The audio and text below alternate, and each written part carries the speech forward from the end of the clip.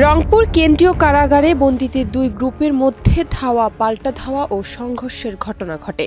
এই ঘটনায় বাহারুর বাদশা নামে এক কয়েদির মৃত্যু হয়েছে।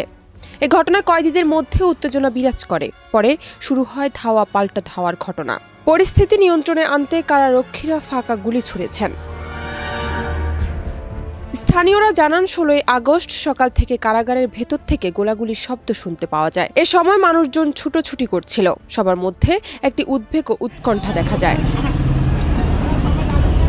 জেলা প্রশাসক মোহাম্মদ মোবাশ্বের হাসান ঘটনার সত্যতা নিশ্চিত করে বলেন, আজ সকাল ৮:১৮টার পর কারাগারের ভেতরের গাছ থেকে আমড়া পেড়ে খাওয়ার ঘটনাকে কেন্দ্র করে দুজন কয়েদির মধ্যে ঝগড়া বাঁধে। এই দুই কয়েদি হলেন বাহার ও রফিকুল।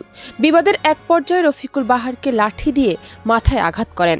কারাগারের নার্স এসে বাহারের শরীরের পালস পাচ্ছিলেন না। তাকে দ্রুত রংপুর মেডিকেল কলেজ হাসপাতালে নেওয়া হলে চিকিৎসক বাহারকে মৃত ঘোষণা করেন। বর্তমানে সেনা সদস্য সহ আইনশৃঙ্খলা রক্ষাকারী বাহিনী ঘটনাস্থলে অবস্থান করছে। পরিস্থিতি স্বাভাবিক রয়েছে বলেও জানান জেলা প্রশাসক। জান্নাত নিপু, দেশ রূপান্তর।